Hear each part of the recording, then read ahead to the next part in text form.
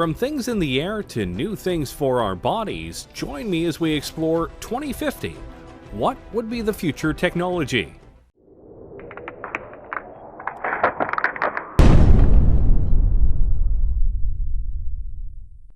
We are in the year 2020, and if we're being honest with ourselves, technology is incredibly advanced, and we're making strides that can push things even farther. We have cars that are much safer than they've been in the past decade, and we're even making fully electric cars that can help save the planet.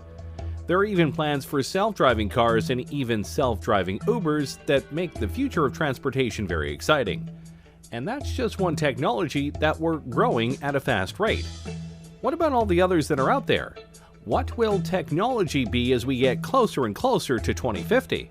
Let's start with one that well and truly could happen very soon: drones. Wait a minute, drones are already here. And yes, they are. But more times than not, the drones you are seeing are small, piloted by people who are just trying to have some fun, or the ones that are used by the military right now for strikes and surveillance. All very fun, but in the future, drones could be an integral part of our daily lives. You've likely seen shows and people talk about how in a few years drones could be the new delivery services. Anything from pizza to Amazon packages and more. And honestly, that's very probable. Drones right now can be incredibly sophisticated, and some TV shows actually use them for sweeping and aerial shots as they film.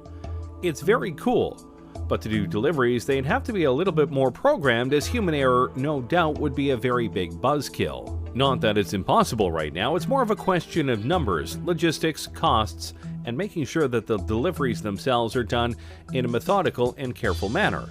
After all, it's bad enough when delivery people don't care enough about our packages and they just throw them onto the porch and potentially break stuff. The last thing we need is that to happen with drones. But by 2050, we may not only have drones delivering our packages, we might be looking up at the sky and seeing drones flying all over with incredible speeds and accuracy. And they potentially could be all run by AI. The potential is there, and by that point, various upgrades to drones and their programming will no doubt make them all the more efficient, durable, and quick. And potentially, they could go beyond basic deliveries for people and do emergency work. Imagine a drone taking a vital piece of medical material to a hospital to ensure it doesn't get stuck in traffic, or helping watch over an important convoy to let people know on the ground if there's trouble. There are many ways that drones could affect our world. The only question is, will we let them by 2050? Let's keep going with transportation, shall we? Right now, one of the biggest ways to get around the countries we live in are trains. Trains ferry people and all sorts of cargo around in an efficient and reliable manner, which is why they've been in use for hundreds of years.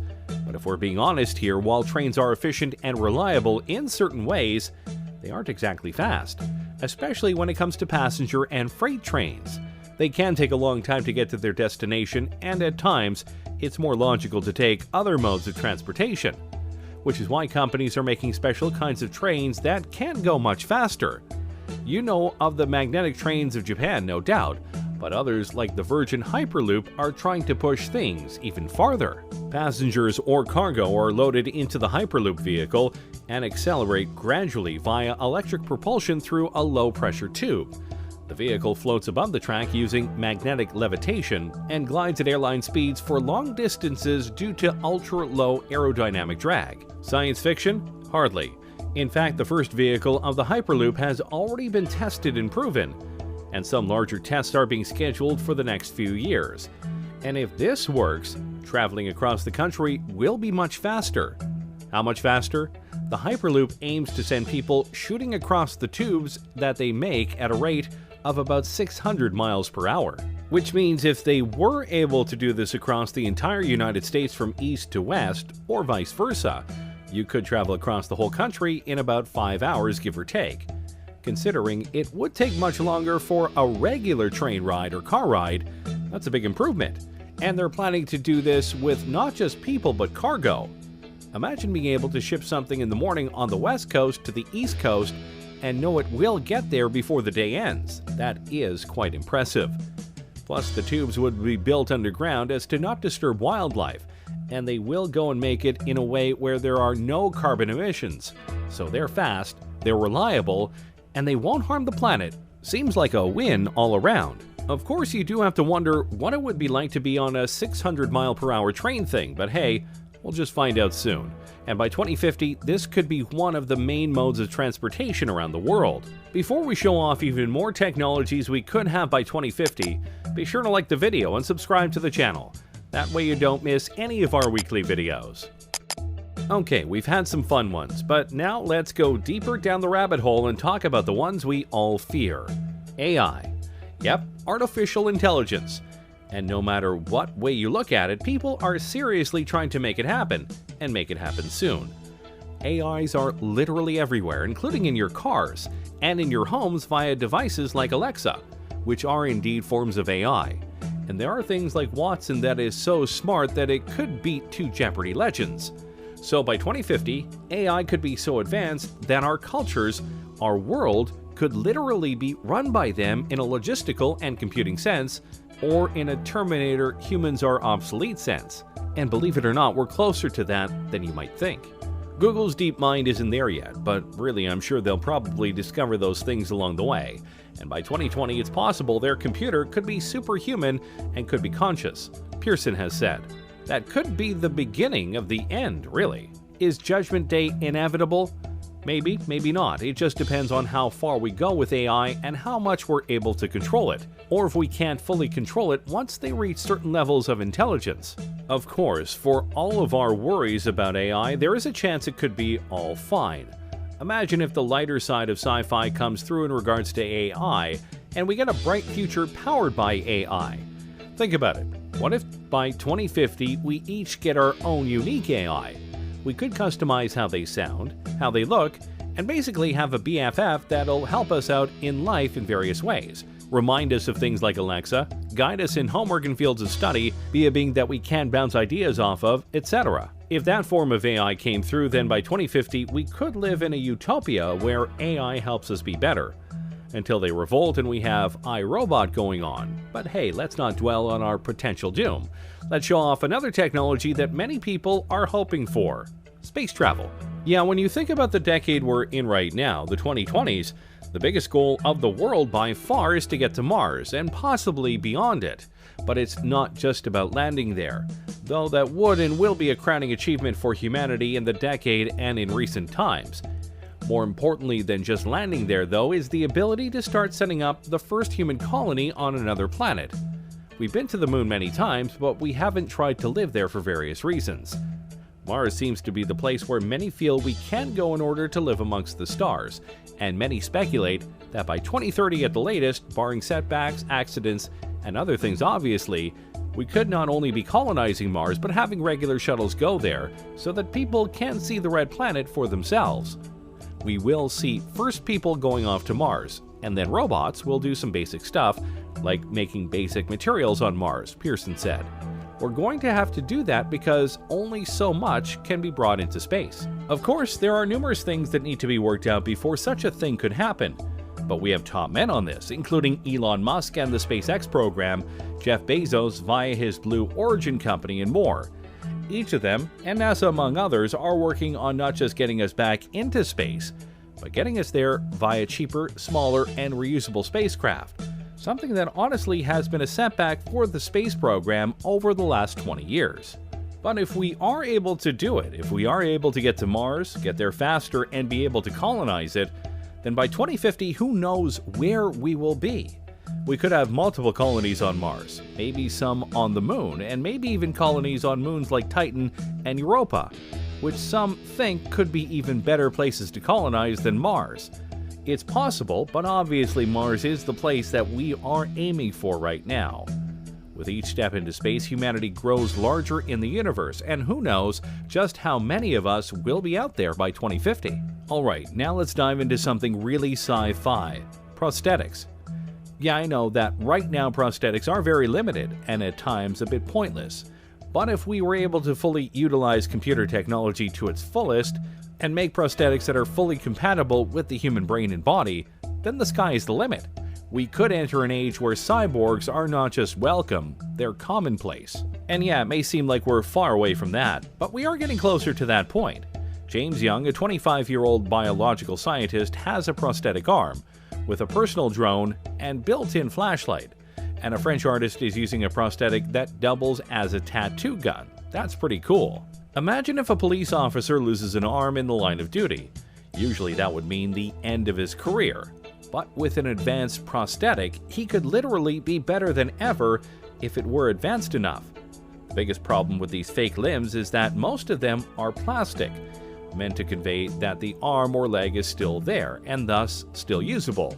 The bridge to cybernetic implants lies in the brain, being able to use the computer tech to sync with the brain and give accurate commands.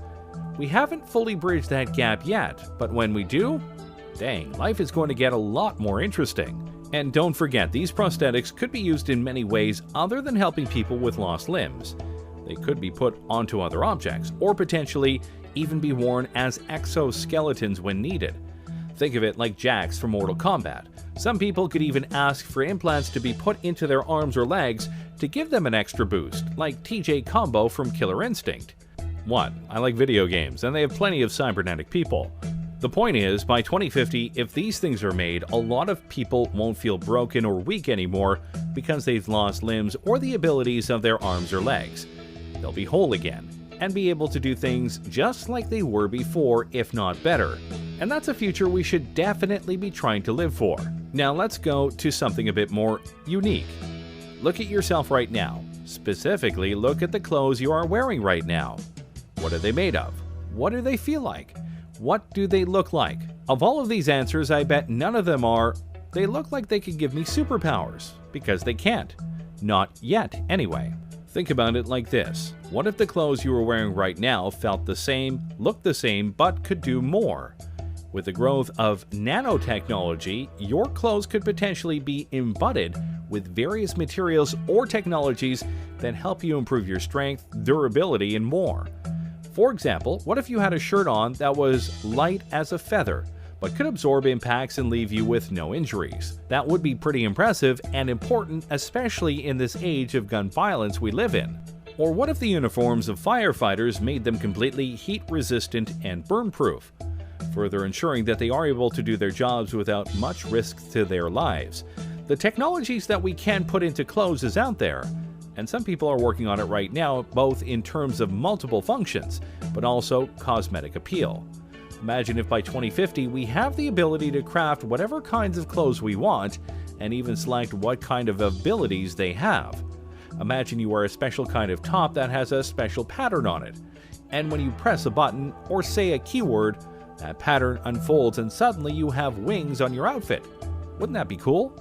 If done right, this could be the newest wave of fashion and style in the future.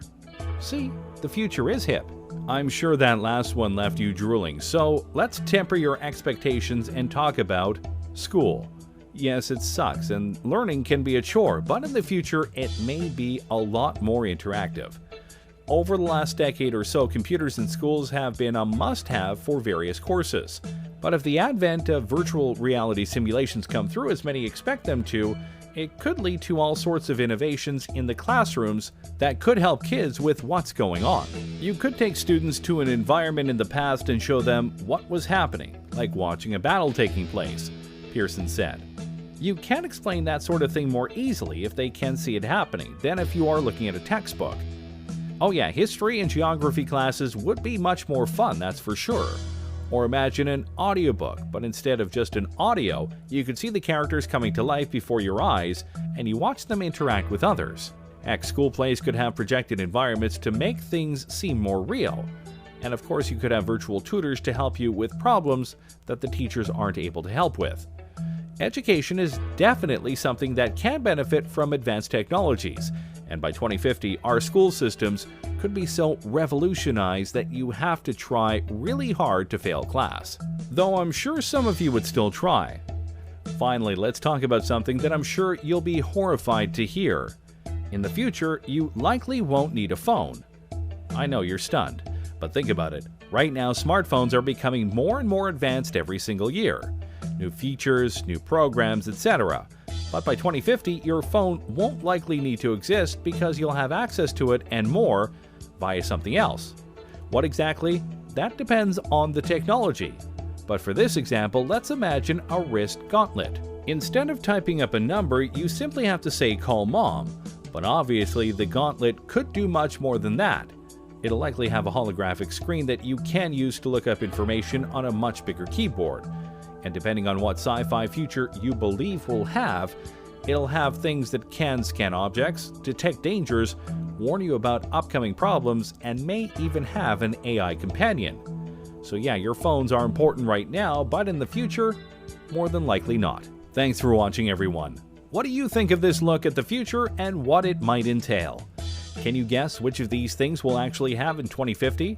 What thing do you personally want to have now and not later? Let me know in the comments below. Be sure to subscribe, and I'll see you next time on the channel.